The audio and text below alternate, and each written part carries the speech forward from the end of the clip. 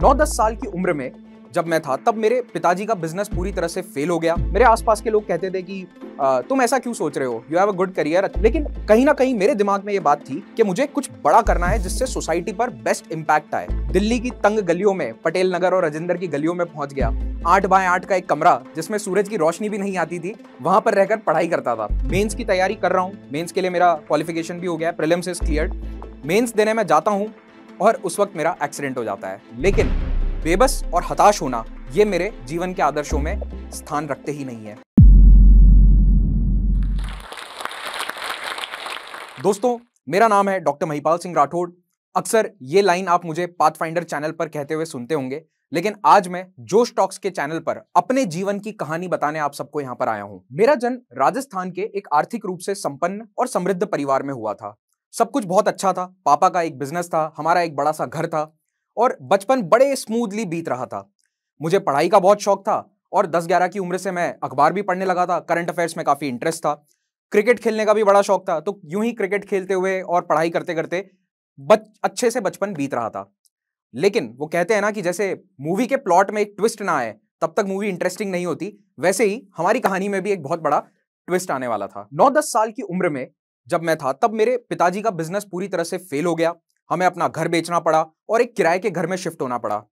पापा गाड़ी से स्कूटर पर आ गए, लेकिन उन्होंने कभी भी हमारी यानी कि बच्चों की पढ़ाई में कोई कमी नहीं रहने दी।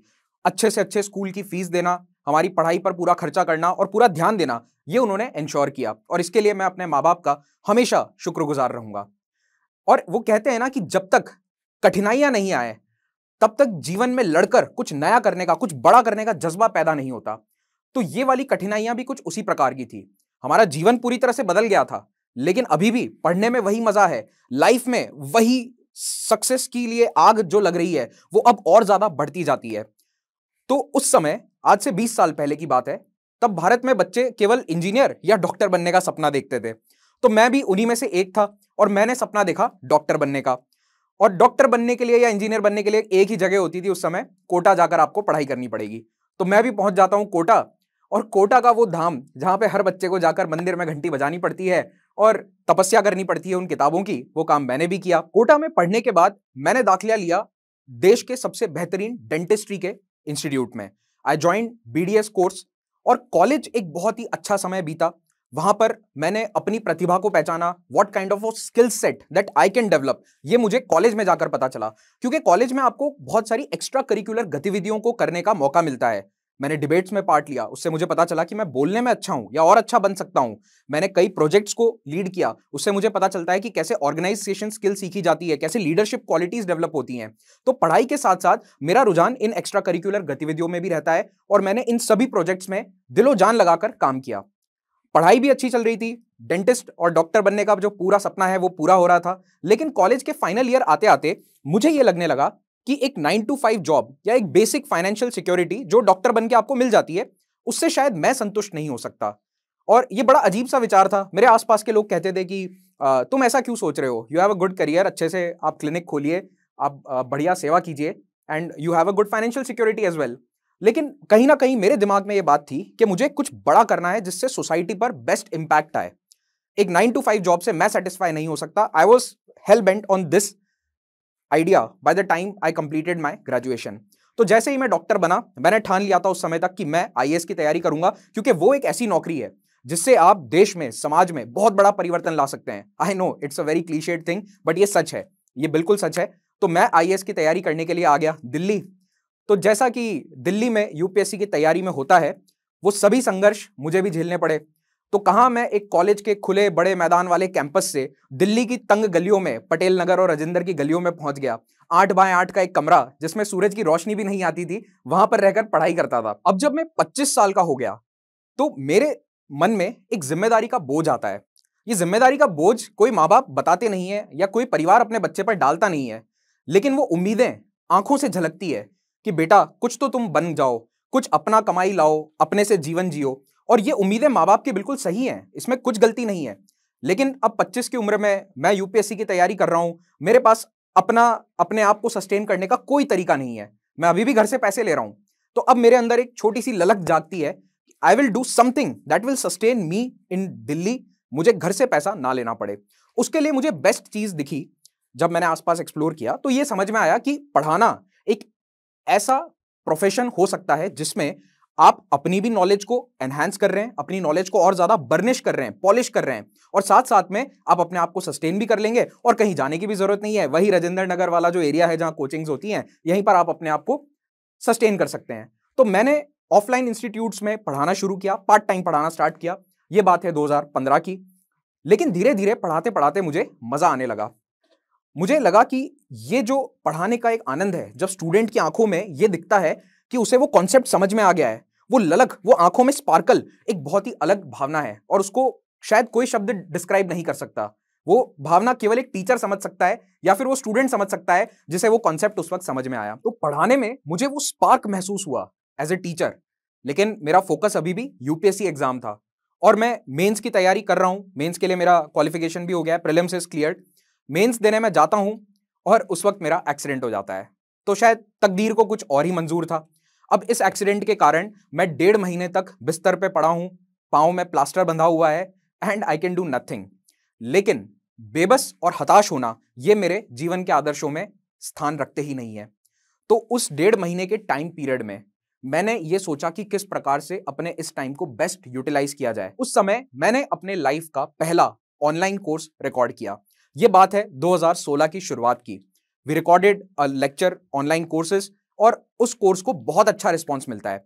ये उस समय की बात है जब ऑनलाइन एजुकेशन में नाम मात्र के इंस्टीट्यूट्स थे और कोई बहुत अच्छे से ऑनलाइन टीचिंग नहीं करवा रहा था। It was a very haphazard preparation जो कुछ इंस्टीट्यूट्स करवा रहे थे। तो हमने एक अच्छा कॉम्प्रिहेंसिव कोर्स उस समय लॉन्च किया। कोर्स का रिस्पॉन्स बहुत अच्छा रहता है और हमारा मकसद ये था कि जो बच्चे दिल्ली नहीं आ सकते उन्हें हम पढ़ाएं। और कैसे पढ़ाएं? पेन ड्राइव के माध्यम से। तो ये कोर्सेज जब हमने लॉन्च किए, अच्छा रिस्पॉन्स रहा, तो मुझे भी और कॉन्फिडेंस मिलता है कि हाँ, मैं एक अच्छा टीचर बन सकता हूं। This is a very good thing that I am doing. अपने आप में कॉन्फिडेंस बिल्ड होता है क्योंकि पहले लक्ष्य ये था कि अपने आप को सस्टेन करना है, लेकिन अब धीरे धीरे वो पैशन बनता जा रहा है। उसके बाद आ जाती है जियो की क्रांति। तो 2016 के अंत में जब जियो लॉन्च होता है तो देश भर में एक टेक्नोलॉजिकल रिवोल्यूशन हुआ। बच्चे बच्चे के हाथ में स्मार्टफोन आ जाता है और 4G सस्ता हो जाता है। इसका फायदा जितने भी ऑनलाइन एजुकेशन पोर्टल्स हैं उन सभी को हुआ है। और 2017 में मेरे भी YouTube पर बनाए गए कई वीडियोस मिलियंस ऑफ व्यूज प्राप्त करते हैं। उन्हें बहुत से स्टूडेंट्स ने बहुत प्यार दिया, बहुत अच्छे कमेंट्स दिए।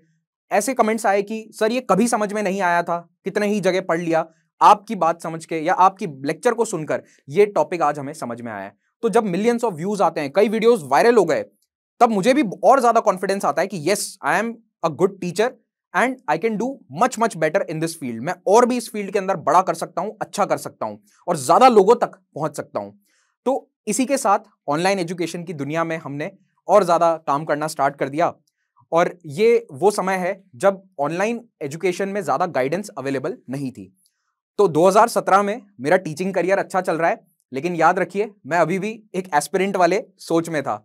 तो इसी बीच मैंने स्टेट पीसीएस का एग्जाम दिया था, कुछ और भी एग्जाम्स दिए थे। तो मेरा राजस्थान स्टेट पीसीएस में सिलेक्शन हो गया और इंटेलिजेंस ब्यूरो में सिलेक्शन हो गया। So I had 2 government jobs in my hand. This is 2017।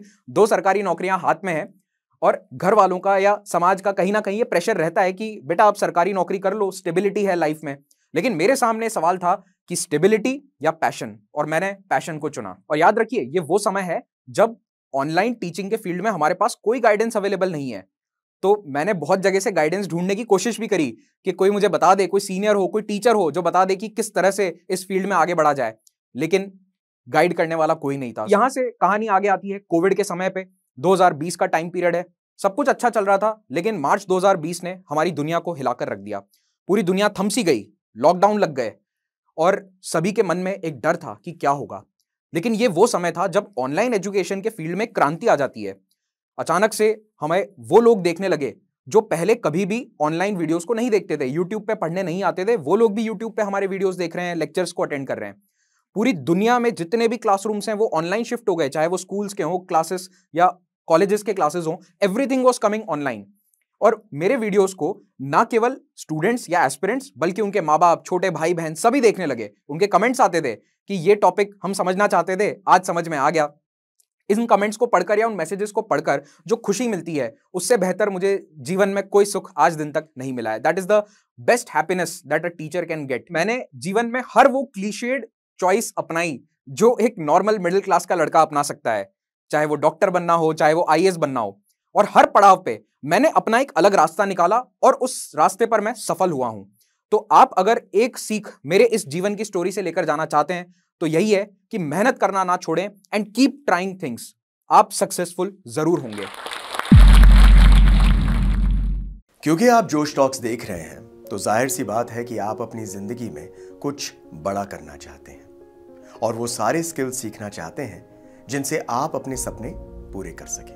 और आपके इन्हीं सपनों को पूरा करने में मदद करता है जोश टॉक्स का इंग्लिश स्पीकिंग ऐप, जिसमें हम आपकी मदद करते हैं उन सारे स्किल्स को सीखने में जिनसे आप बाकियों से आगे बढ़ सकते हैं। चाहे इंग्लिश बोलने में कॉन्फिडेंस और फ्लुएंसी की कमी हो या पर्सनालिटी डेवलप करने में परेशानी हो रही है, इस सब के लिए आपको वन स्टॉप सॉल्यूशन हम देना चाहते हैं और इसका नाम है जोश टॉक्स इंग्लिश स्पीकिंग ऐप। तो इंतजार किस बात का है? आज ही डाउनलोड कीजिए जोश टॉक्स इंग्लिश स्पीकिंग ऐप और अपनी सक्सेस की तरफ एक नया कदम बढ़ाइए। Click the link now.